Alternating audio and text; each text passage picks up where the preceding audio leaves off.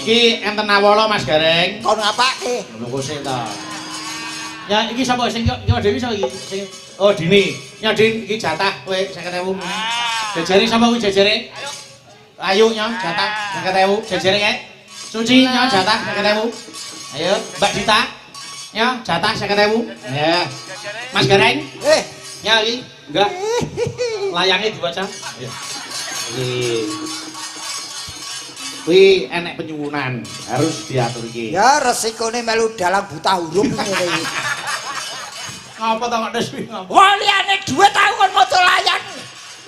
Mangsane. Lah sampean manggone ning kono kok. Oh lu pancen jatahe engko ngalang-alangi. Kowe ngewangi kowe. Aja ngono ta. Ayo diwaos sik, monggo. Kepiling.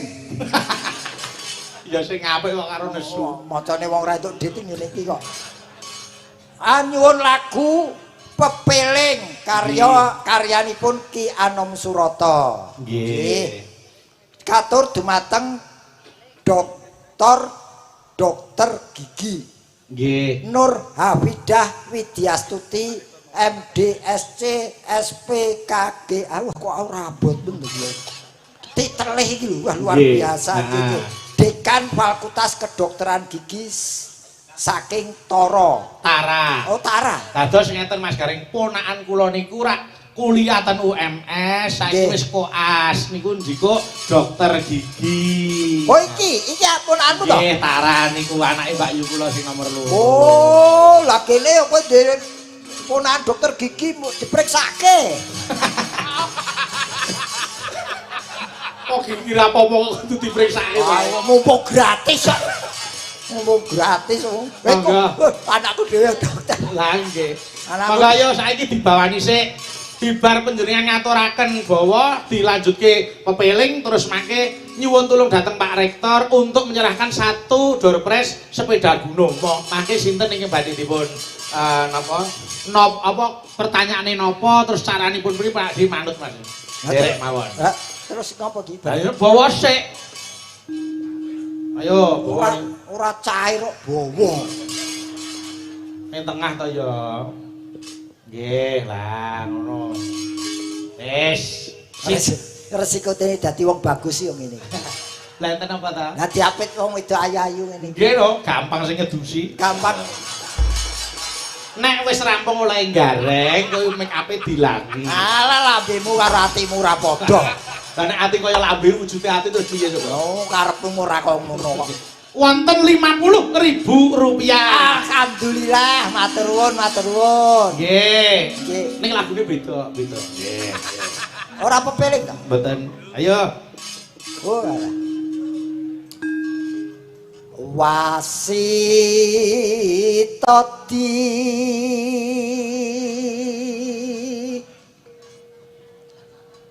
talon-alon perune Pak Rektor gelem pinarak sik. Nggih. Kapinarak ngematke suaraku terenyuh cair. Wah, kok senengane. Ajagake kowe es batu. Saking Prawinasis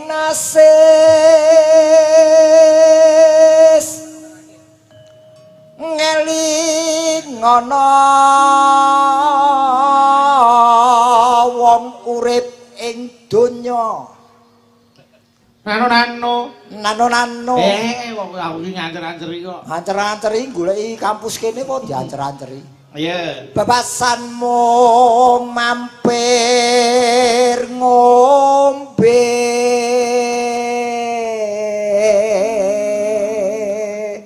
Nano. Iya. salat kang 5 waktu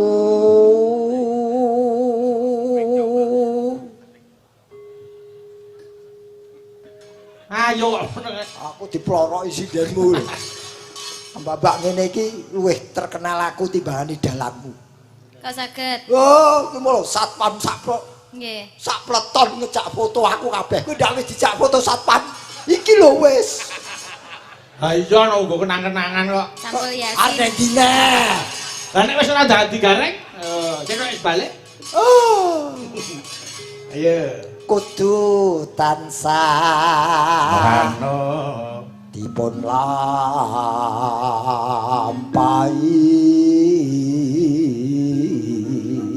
dijak foto satpam kok bangga. Lah ya bangga no. Hah? Ocone tambah tepungane tambah kok. Ora perkara kuwi. Nek aku ora dijak foto ora apa-apa mergo satpam-satpam iki percaya karo aku, ya ta? Lah, Nah, nek dijak foto iki dienggo niteni. Nek enek pitilan, komputer ilang, ya ta?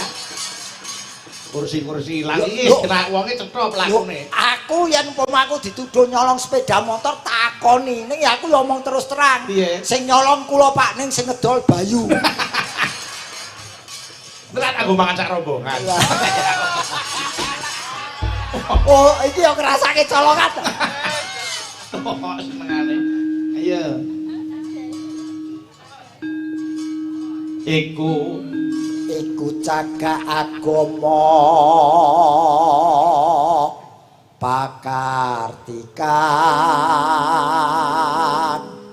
luhur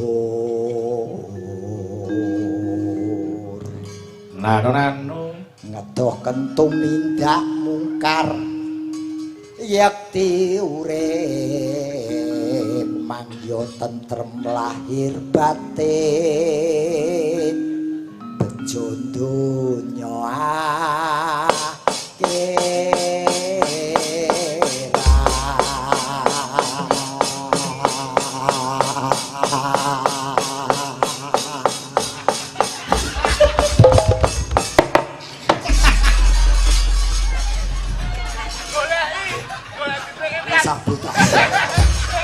kowe ngerti aku arep disiksa bosmu kowe tabuhe mbok ilake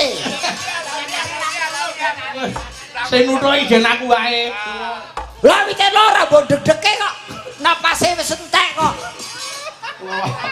yo aku tenan ngene pae kula disiksa Bayu pae Pade, tira senjeran badhe nderek pake wayangan. ngerti aku mel ora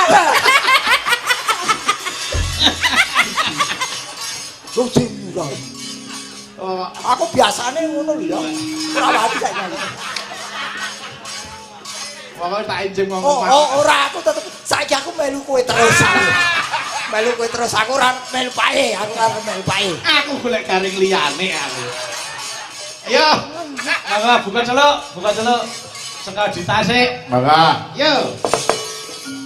Yen wancine tansah dielingke wis wancine padha nindakake padha kusu pandang ayo sembayang tapi wajib gawe pangeran soleh dadi